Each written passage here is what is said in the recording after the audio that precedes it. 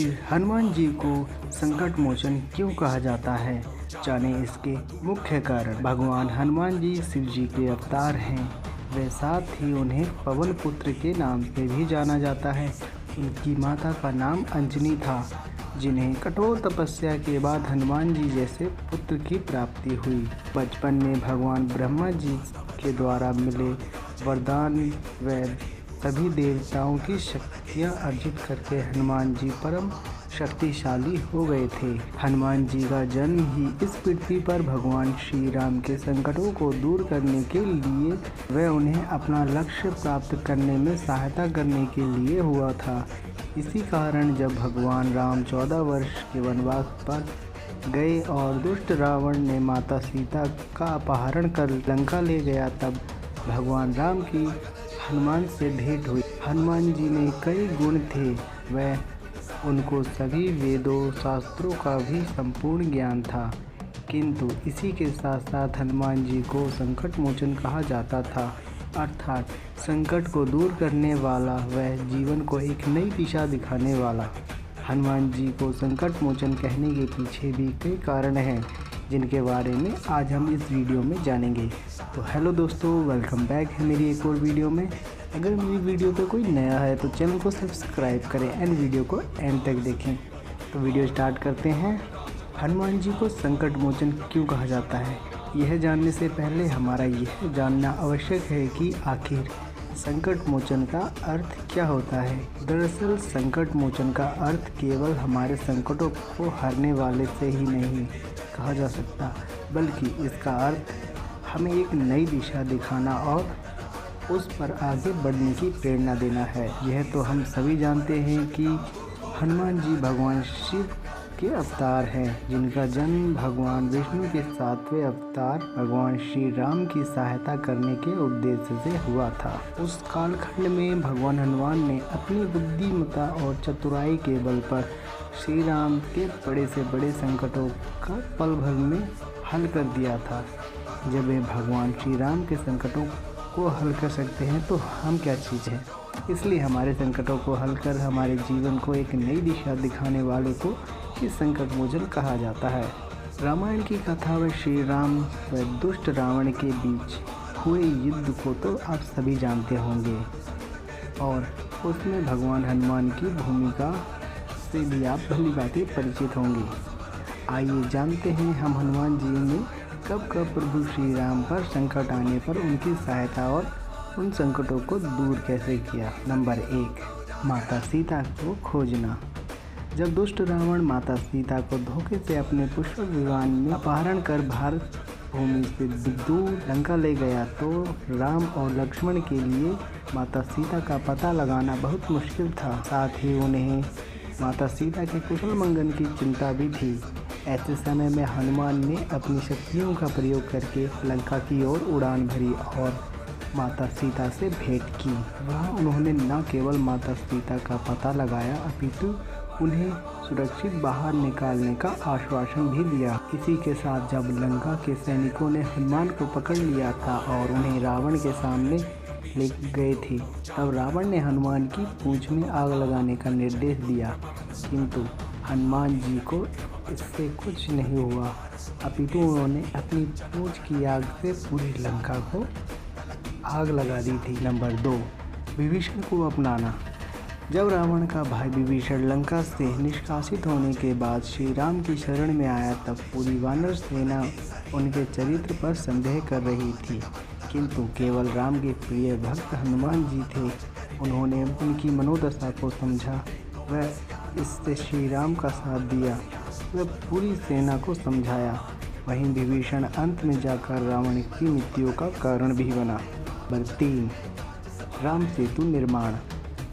जब भगवान राम अपनी सेना के साथ लंका पार करने वाले थे, तब उस पर पुल बनवाने का उत्तरदायित्व भी हनुमान ने ही उठाया था। वे स्वयं सभी पत्थरों पर भगवान राम का नाम लिख रहे थे, ताकि वह पानी में डूबे नहीं। नंबर 4, लक्ष्मण के प्राणों की रक्षा। जब राम के भाई लक्ष्मण इंद्रजीत के साथ हुए युद्ध में बुरी तरह घायल हो गए, तब उन्होंने केवल हिमालय में स्थित संजीवनी बूटी से बचाया जा सकता था, जिसे सीमित समय में उन्हें दिया जाना अनिवार्य था, अन्यथा उनकी मृत्यु हो सकती थी।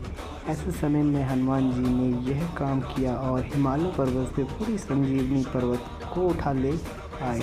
वह लक्ष्मण के प्राणों की रक्षा की। नंबर 5, अहिरावण से मुकाबला। अहिरावण रावण का मायावी भाई था, जो अपनी माया का प्रयोग कर राम व लक्ष्मण को मूर्छित करके पाताल लोक ले गया था। वहाँ उन दोनों को अपनी देवी के सामने बलि चढ़ाने वाला था। ऐसे समय में हनुमान जी ने स्वयं पाताल लोक गए और अहिरावण का वध किया, पितु राम व लक्ष्मण को सकुशल वापस भी लेकर आए। ऐसी और भी बहुत सारी घटनाएं हैं। जब हनुमान जी ने अपनी बुद्धि और शक्ति का परिचय दिया, भगवान श्री राम के सभी संकटों का हल किया। जब भगवान राम पर कोई भी विपदा आई, तब हनुमान जी ने आगे आकर आसानी से हल कर दिया, जिसके कारण उन्हें संकट मोचन कहा जाता है। हनुमान जी को संकट मोचन कहलाने का एक कारण माता सीता से मिला वरदान भी था। दरअसल भगवान हनुमान जी माता सीता को अपना गुरु मानते थे। वह माता सीता भी हनुमान की परम भक्त व निष्ठा भाव से बहुत प्रसन्न थी। इसी कारण माता सीता ने हनुमान को हमेशा अजय अमर होने का वरदान दिया था। इसी कारण केवल भगवान हनुमान ही ऐसे हैं जिन्होंने कभी पृथ्वी लोक का त्याग नहीं किया। वह मनुष्य रूप में जन्म लेकर भी हमेशा के लिए अमर हो गए। कहते हैं कि माता सीता से मिले वरदान के कारण भगवान हनुमान जी आज भी जीवित हैं। वह श्री राम के भक्तों के संकट हरते हैं। हनुमान जी को संकट मोचन कहने के पीछे सबसे प्रमुख कारणों में से यही एक कारण है। इसलिए हम हनुमान चालीसा में भी पढ़ते हैं कि संकट कटे मिटे सब पीरा, जो सुमरे हनुमत बलबीरा। अर्थात यदि हम संकट में भगवान हनुमान को सच्चे मन से याद करते हैं तो वे हमारे सारे संकटों को दूर करते हैं और हमारे जीवन को एक नई दिशा दिखाते हैं। यदि आप ध्यान देंगे तो पाएंगे कि श्री राम के जीवन में तो कई ऐसे महान पुरुष थे जिन्होंने संकट के समय में उनकी सहायता की थी, जैसे कि वनवास, माता सीता और भाई लक्ष्मण का साथ देना, सीता हरण के पश्चात मित्र सुग्रीव का अपनी पूरी सेना के साथ देना, रावण से युद्ध में विभीषण का साथ देना, लक्ष्मण के मूर्छित होने पर लंका के राजवेद सुसेन का साथ देना इत्यादि। ऐसे कई उदाहरण हम आपको दे सकते हैं। जब श्री राम के संकटों के समय विभिन्न लोगों ने अपनी अपनी भूमिकाएं निभाई थी, तो आखिर हनुमान को ही संकट मोचन की भूमिका में सर्वोपरि क्यों रखा है? इस शंका का समाधान हम इस सरल से उत्तर से देख कर सकते हैं। यह तो हम सब जानते हैं कि भक्त हनुमान को सभी वेदों शास्त्रों का संपूर्ण ज्ञान था। इसी के साथ साथ उन्हें अष्ट सिद्धियों और 9 निधियों का दाता भी कहा जाता है।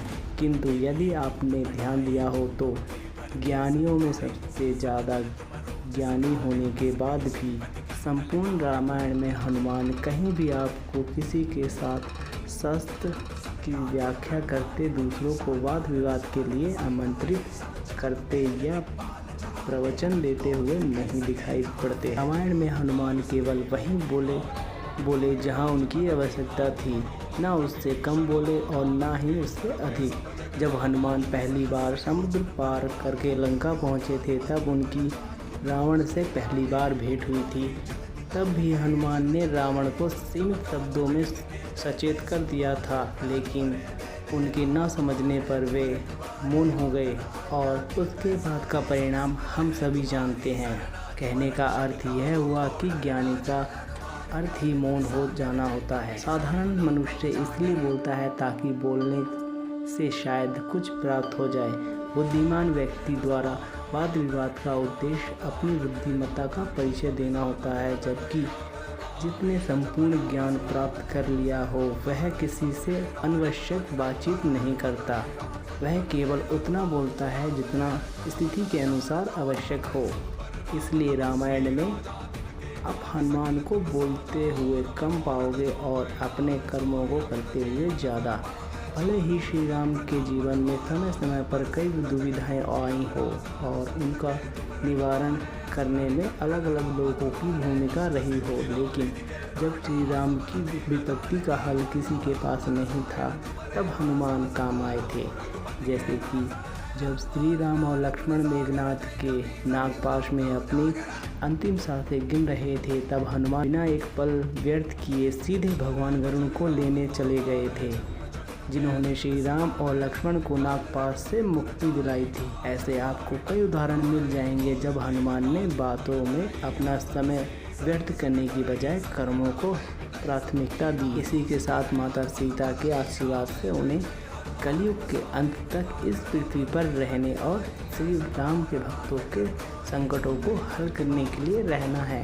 इसलिए जब भी संकट मोचन का नाम आता है तब उन्हें भक्त हनुमान का नाम सर्वोपरि होता है। उम्मीद है दोस्तों आपको ये यूज़फुल इन्फॉर्मेशन काफ़ी अच्छी लगी होगी और अच्छी इन्फॉर्मेशन के लिए मेरे चैनल को अभी सब्सक्राइब करें।